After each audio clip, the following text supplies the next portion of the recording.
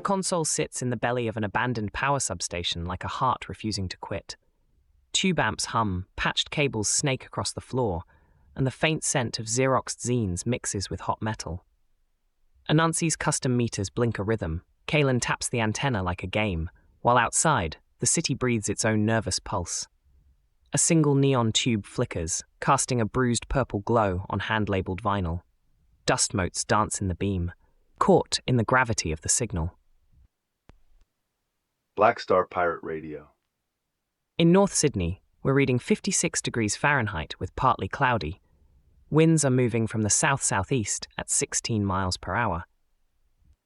Gaza protests against two Democrats spark outcry and debate on tactics. Scott Wiener and Dan Goldman became targets.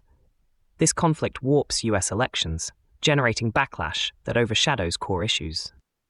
The reaction to these protests often distorts the original intent.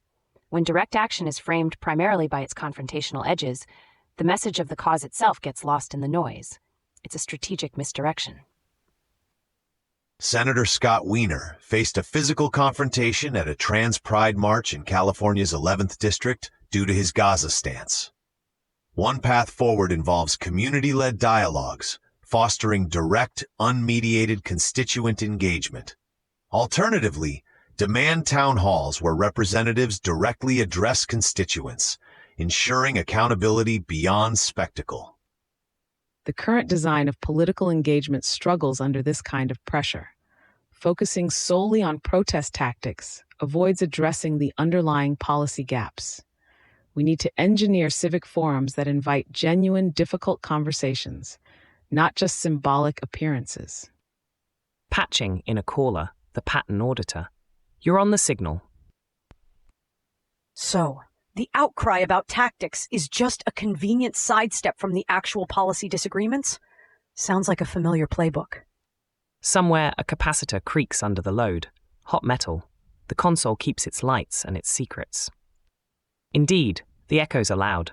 Now shifting frequencies, the heat is rising. At least 25 people died in the US as a record heatwave scorched swaths of the country. This extreme heat, like the protest backlash, reveals our collective vulnerability. We often assume societal resilience, but the climate system consistently exposes our architectural fragility, season after season. Our civic infrastructure is clearly struggling to adapt. This design failure turns extreme weather into mass casualty events.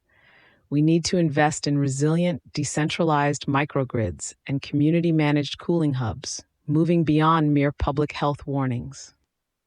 Switching frequencies. Next signal. FBI seized more than 600 drones flying over. System stress from all angles indeed. Now to the skies.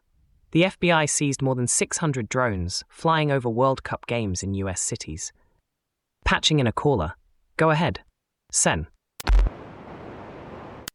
So we can't even fly a small drone without Big Brother deploying countermeasures. Where's the design for personal freedom in this equation? The tension itself is a signal caller. It shows you precisely where the prevailing architecture pushes back. The design for freedom is always yours to construct, piece by piece, starting with discernment. Black Star Pirate Radio. Continue the signal at TogeeVision.com. Tune in, Sparks and Stories, Gig Passport.